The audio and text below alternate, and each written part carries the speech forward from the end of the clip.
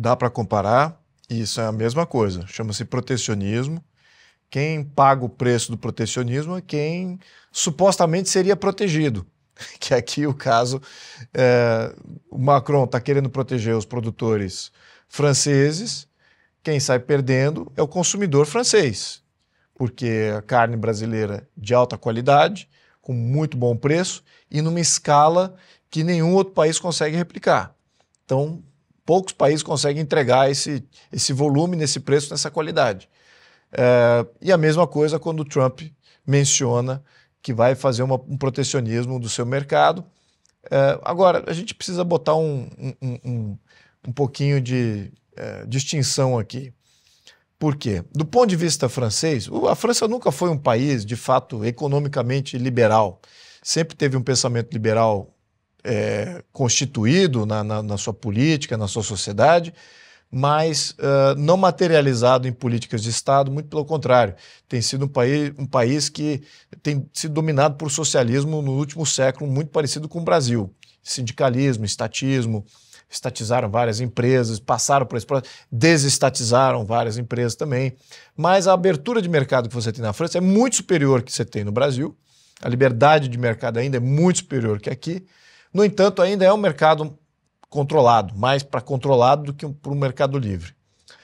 Quando Macron menciona que vai fazer aí algum tipo de boicote, ou que ele sinaliza de que a carne brasileira não seria bem-vinda e não vai assinar o acordo do Mercosul, ele está simplesmente fazendo uma postulação política com o seu eleitorado, que de fato tem a perder com esse comércio mais livre.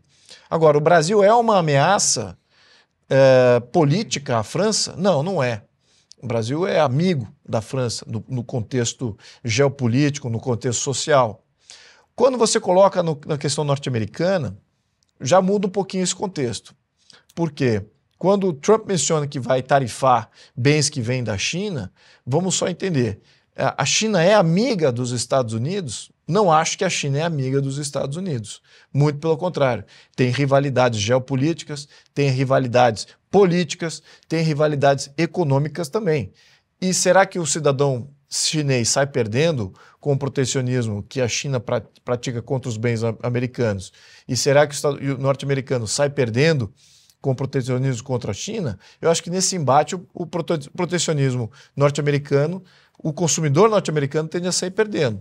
Vai ter que comprar produtos mais caros, considerando que nos últimos 40 anos, 50 anos, houve aí um translado praticamente da base industrial norte-americana para mercados onde eram menos regulamentados, onde tinham mais vontade de desenvolver suas indústrias. A China era um desses repositórios e estrategicamente os Estados Unidos se enfraqueceu.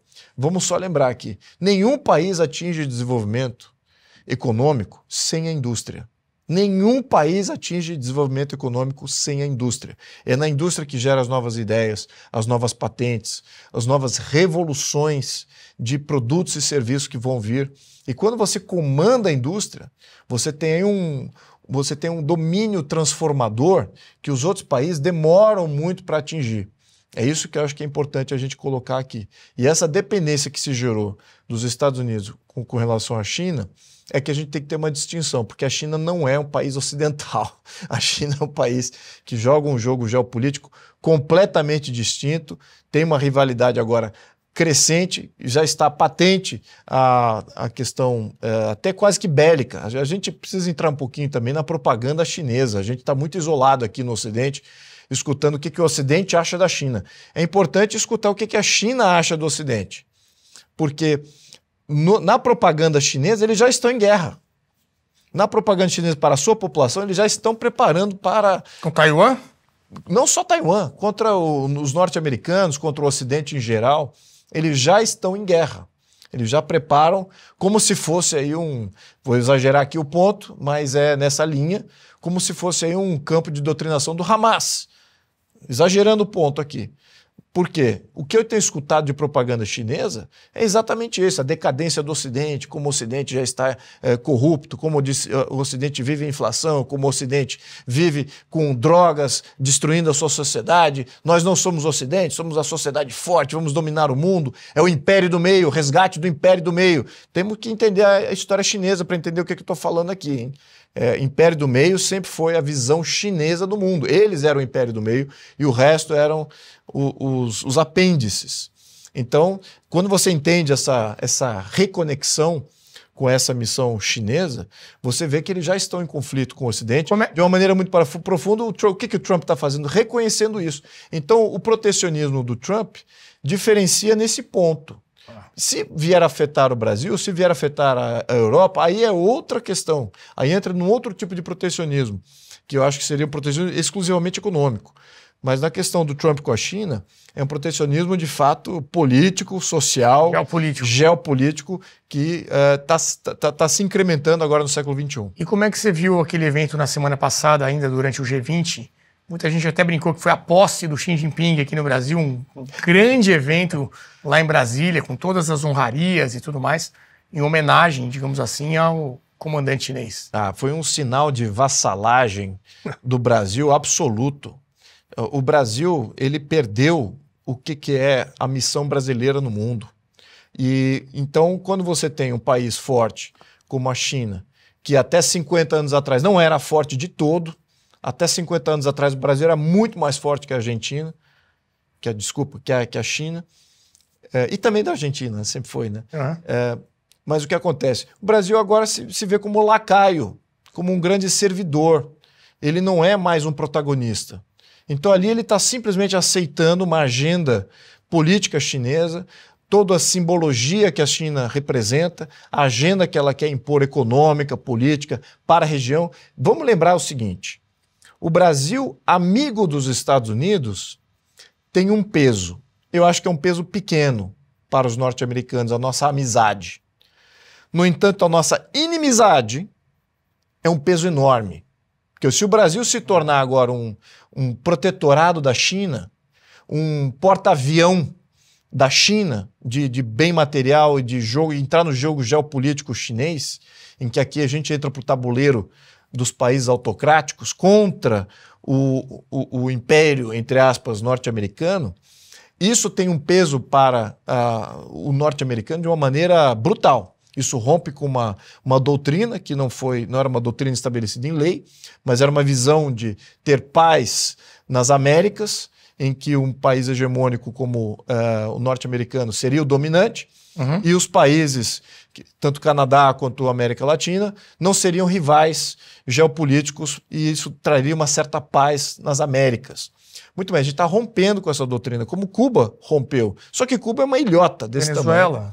Venezuela está rompendo, Nicarágua está rompendo, mas lembrando, são paisecos, sem demérito aqui a todos que vêm desses países, mas são paisecos do ponto de vista geopolítico, são meros, não são nem no jogo tabuleiro de xadrez, não seriam nem um peão, são mais fracos do que um peão.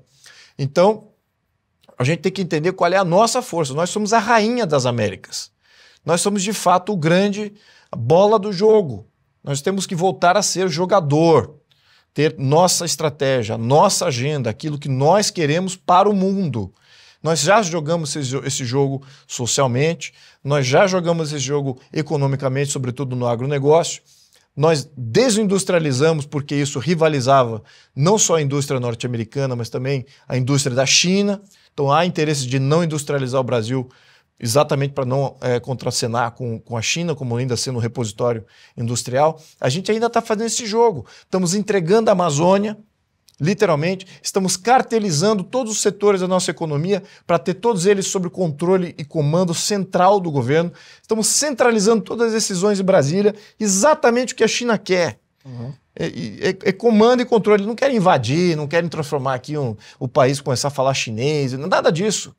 É simples controle de um grande fornecedor que é importante para a economia chinesa, mas, sobretudo, geopoliticamente, imagine que o Brasil agora não está mais no tabuleiro que compõe a paz nas Américas, e sim pode ser o grande inimigo e rival sendo ele um destruidor dessa doutrina Monroe, que já está aí há quase 200 anos.